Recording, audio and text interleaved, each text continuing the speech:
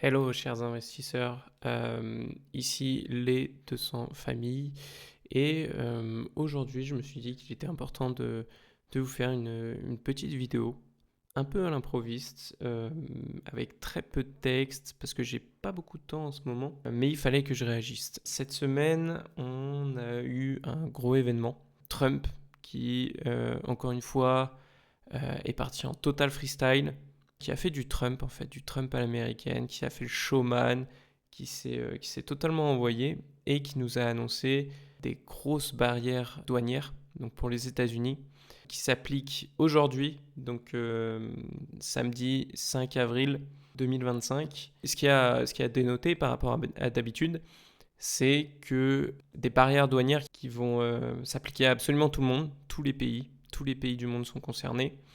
Donc on a un seuil plancher de 10% et après c'est du bilatéral. Donc on va avoir quelque chose de spécifique à chacun. Mais ça, je vais y revenir après. Je voulais faire une petite vidéo quand même parce que c'est un gros sujet qui a eu beaucoup d'impact. Et en ce moment, j'ai pas le temps. J'ai pas le temps de faire une grosse vidéo parce qu'avec mon activité principale, mon vrai travail, je suis beaucoup pris avec la préparation du CFA aussi, je suis beaucoup pris. D'ailleurs, je vous invite à rejoindre mon compte Instagram où justement je mets un petit peu d'actualité là-dessus. Je publie quelques mèmes et voilà, je vous montre comment ça se passe, la préparation du CFA. Mais voilà, je voulais réagir. Je vais faire une petite vidéo du 5-10 minutes avec très peu de montage, alors que d'habitude, enfin, je sais déjà que le montage, c'est pas mon fort, pas du tout même. Mais voilà, je voulais faire une petite vidéo. Je sais pas encore ce que je vais mettre à l'écran. J'ai pris quelques notes, donc ce sera pas structuré de la meilleure manière, mais voilà, j'ai quand même des petites infos qu'il est intéressant d'avoir, un petit retour sur ce qui s'est passé sur le marché, bien comprendre ce que Trump nous a fait, même si je suis même pas sûr que lui-même a compris les implications que ça va avoir. Mais voilà, il y a pas mal de monde qui s'est penché sur la question, peut-être lui un peu moins, mais dans le monde, beaucoup de gens ont réagi. Et voilà, je voulais faire un petit condensé de ce que j'ai pu lire à gauche, à droite, l'histoire de bien comprendre et de bien réagir surtout. Je vais tout d'abord vous parler donc de l'offensive, ce que j'ai appelé l'offensive de Donald Trump. Qu'est-ce qu'il nous a fait, le petit père Trump, le petit Donny? Le Donny, en fait, donc il s'est pointé en conférence de presse avec un magnifique tableau, avec des belles lignes, des couleurs, le nom des pays et deux colonnes à côté. Sur les deux colonnes, on a une première colonne qui indique les tarifs qui sont pour l'instant taxés pour les produits américains par les autres pays. Quel est le taux, selon Trump, de taxation des produits exportés des États-Unis vers les autres pays? Donc les taux appliqués par les autres pays. Et en deuxième colonne, donc, on avait ce qui nous intéresse, les nouveaux tarifs douaniers qui seront appliqués montrés en tant que mesure de rétorsion contre les autres pays. Pour citer Trump, hein, les autres pays nous dépouillent, c'est n'importe quoi ce qui se passe, donc nous il faut qu'on réagisse parce qu'on est les dindons de la farce. Donc ça c'est le point de vue de Donald Trump, celui qui est mis en avant, et c'est ce qui justifie donc l'augmentation des tarifs douaniers côté américain, et c'est ce qui justifie auprès de l'Organisation mondiale du commerce que ce qui se passe, donc les nouveaux tarifs, ce n'est pas illégal. Le souci, c'est que la méthodologie pour le tarif des autres pays, complètement farfelu. On se retrouve avec un tarif appliqué actuellement par l'Union européenne de 37% contre les produits américains, ce qui est absolument faux. Aujourd'hui, les tarifs européens, les tarifs douaniers, hein, ce dont je parle, c'est les tarifs douaniers contre les produits américains, seraient de l'ordre de 3%, environ 3% de manière globale. On est très loin du chiffre avancé par Trump qui était, je crois, de mémoire de 37%. Les économistes se sont posé la question, il sort d'où son chiffre, c'est quoi la méthodologie, c'est quoi le calcul qu'il y a derrière, et apparemment, Trump aurait pris la TVA en compte. Sauf qu'en fait, la TVA, donc c'est le client final qui la paye, et elle est déduite aux entreprises, et toutes les entreprises. Donc en fait, l'entreprise américaine, elle ne paye pas plus qu'une entreprise européenne. Une entreprise française qui va vendre un produit similaire à une entreprise américaine, les deux ne vont pas percevoir la TVA, c'est l'État qui va la percevoir, et la TVA sera appliquée sur les deux produits. Donc, en vérité, la TVA n'a pas d'impact et n'a pas lieu d'être dans ce calcul qui amène à 37%. Donc on est sur une belle manipulation des chiffres qui n'a de toute façon aucun sens. Aujourd'hui, pour rappel, on est aux alentours de 3%, très très loin des 37% avancés par le bon Denis. Donc ça, c'était pour le premier chiffre. Pour le second chiffre, la méthodologie, elle est très floue, très opaque. L'organisation américaine qui est chargée de communiquer sur ces infos-là a communiqué une formule. Je vous la mettrai à l'écran. La formule, elle n'a ni queue ni tête et elle ne prend en compte absolument aucune théorie économique. Aucune théorie économique, purement théorique ou factuelle.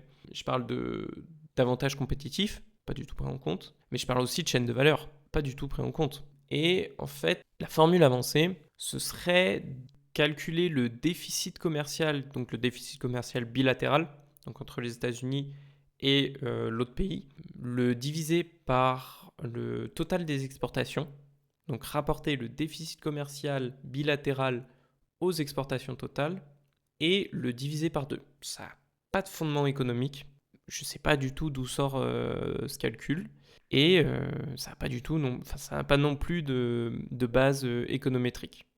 Donc là, j'ai le tableau sous les yeux. Et du coup, en nouvelle barrière douanière pour les pays, on retrouve des choses comme 34% pour la Chine, 20% pour l'Union européenne, 46% pour le Vietnam. Qu'est-ce qu'on a d'autre d'intéressant? 37% pour le Bangladesh, 44% contre le Sri Lanka, 30% contre l'Afrique du Sud.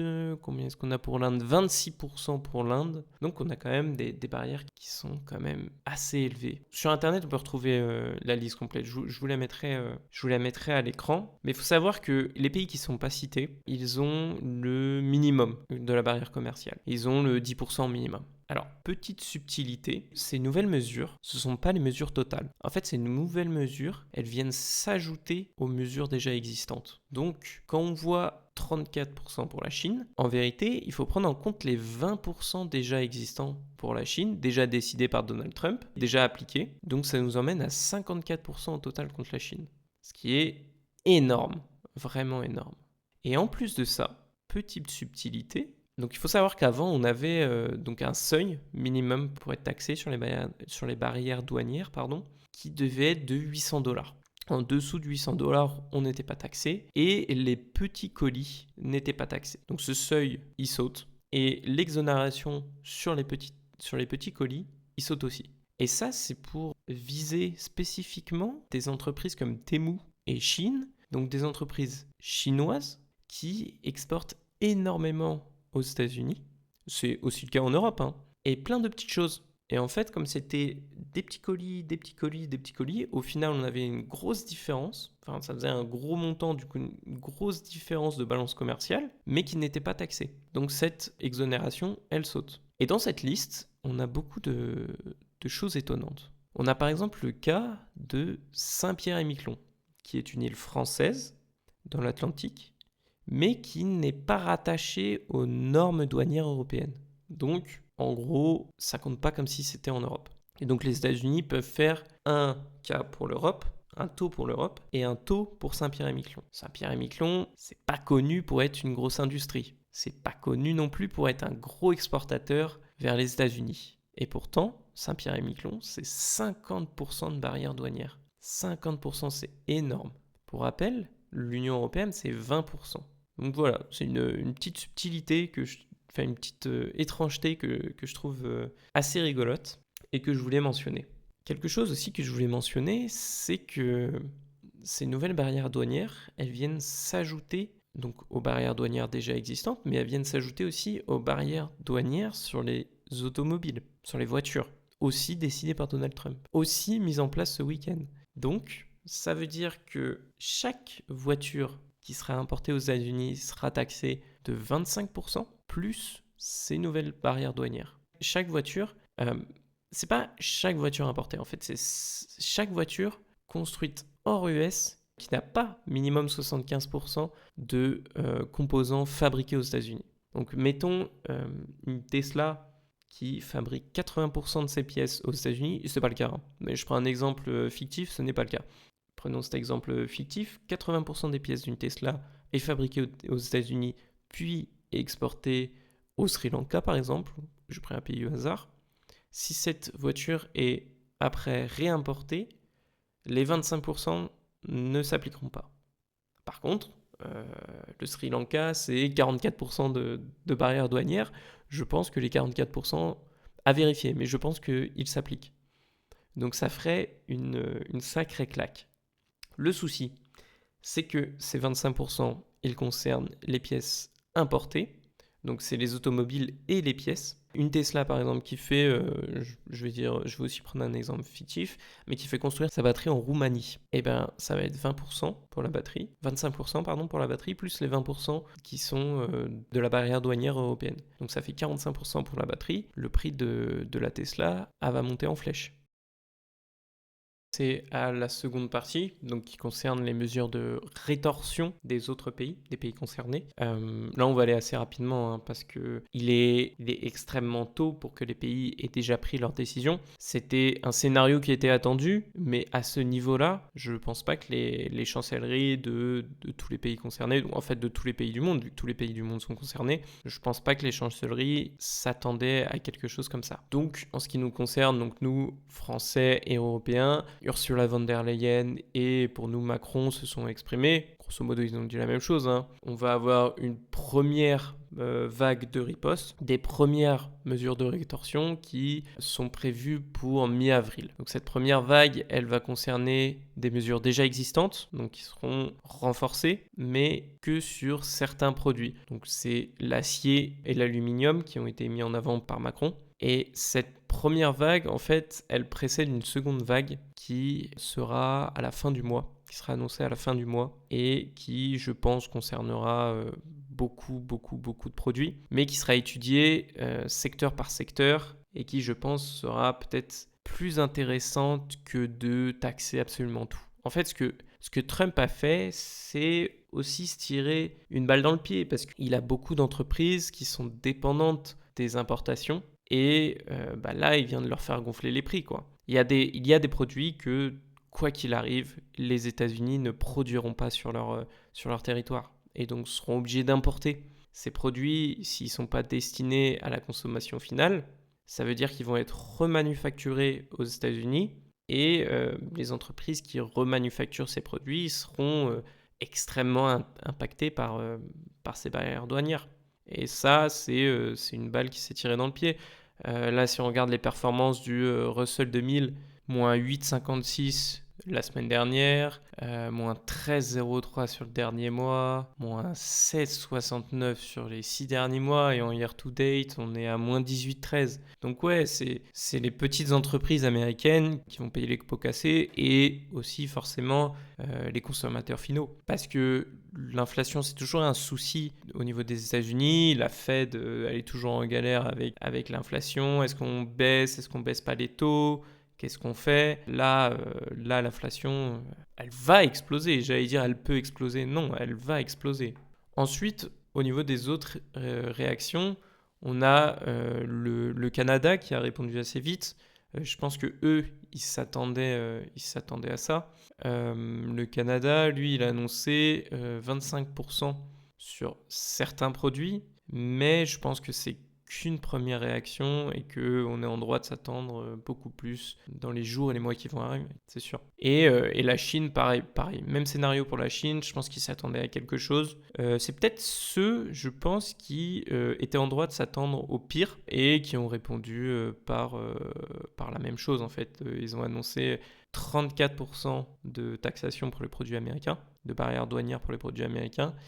Et petite particularité de la Chine, c'est que la Chine a la possibilité de réagir comme il se doit, puisque l'économie américaine, elle est assez dépendante des produits chinois, et notamment des terres rares. Ça, c'est un sujet qui est très problématique pour toutes les économies mondiales d'ailleurs, c'est la dépendance aux terres rares chinoises, parce que la Chine est le premier exportateur de terres rares. Et premier exportateur haut la main. Sur certains matériaux, on est à plus de 60% de part de marché à l'échelle du monde. C'est énorme. Et ce que la Chine a décidé, c'est de restreindre ses exportations vers les États-Unis. Donc là, on n'est plus sur des taxes douanières. Là, c'est OK, à partir de maintenant, au lieu d'envoyer 10 000 tonnes par mois, on n'en verra plus que 5 000. Et on va voir comment ça va se passer.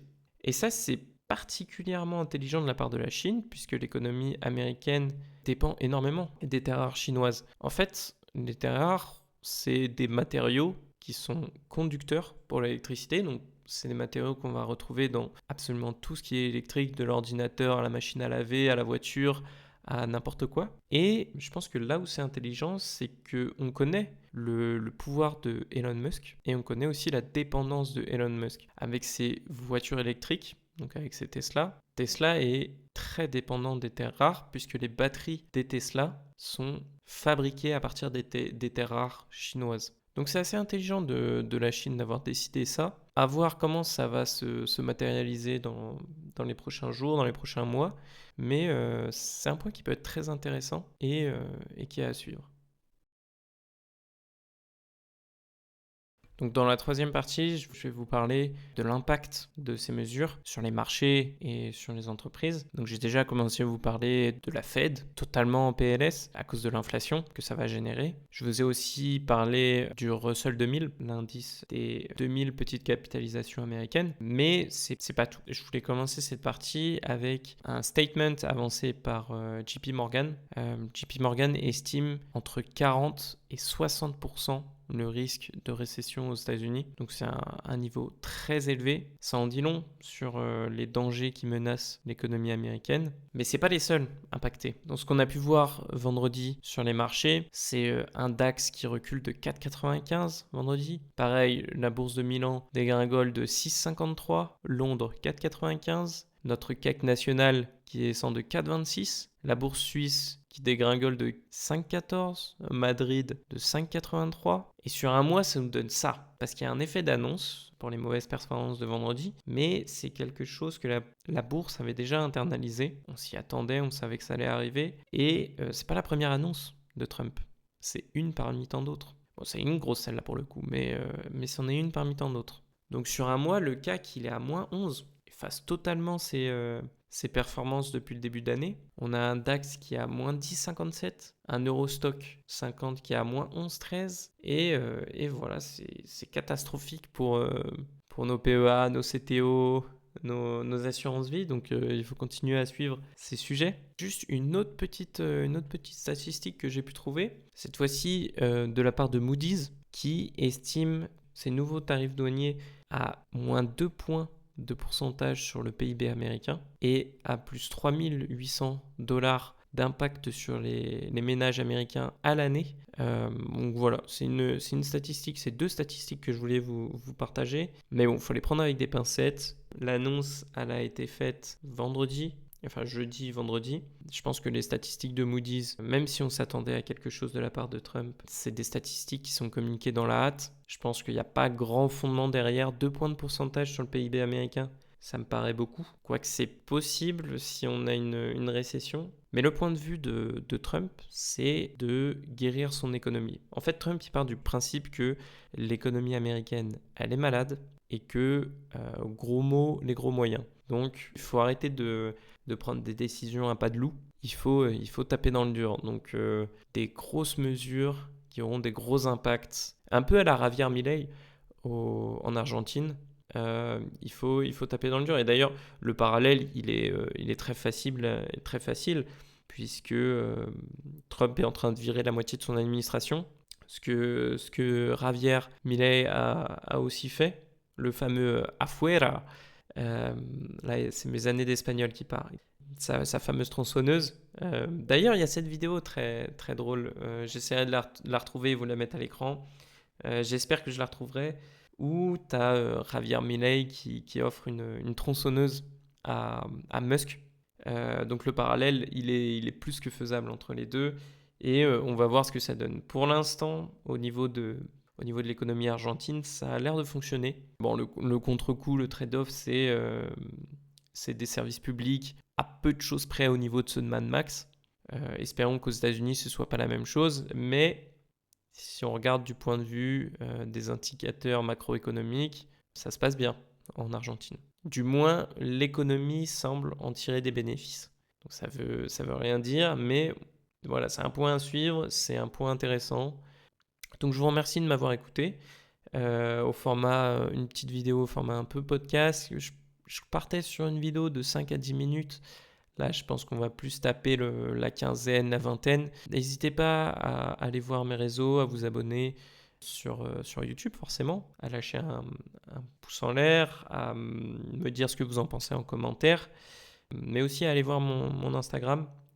Je vous le mettrai en commentaire et je vous mettrai une petite image sur la vidéo. Dessus, j'y mets un peu mon avancement de mon CFA. J'y mets 2-3 mèmes que je trouve rigolos. Hein. Vaut mieux en rigoler que en pleurer. Je sais que pour certains entrepreneurs, ça va faire mal, toutes ces histoires. Voilà, je connais certains exportateurs de spiritueux et de vin qui étaient déjà pas mal concernés par les dernières annonces. Là, je pense que c'est pompon sur la Garonne. Mais voilà, vaut mieux en rire. Donc, je poste de temps en temps sur Instagram des petits mèmes que je trouve à gauche à droite. Je vous invite à aller voir. Même chose sur YouTube. Petit like, petit commentaire, petit partage. Abonnez-vous et passez une bonne soirée. En espérant que vos comptes titres n'aient pas pris trop tarif. Moi, j'ai pris une tornade vendredi, je vais pas vous le mentir. Je vais pas inventer quoi que ce soit. J'ai pris une tornade. Des sales moins-values sur certaines positions et surtout des positions que j'ai pas clôturées, que j'aurais dû clôturer. Mais bon, on va en faire un retour d'expérience et on saura pour la prochaine fois. Quoique le prochain Trump, je serais curieux de le voir. Mais voilà, donc j'espère que cette vidéo vous a plu. Ciao ciao, passez une bonne soirée et restez connectés.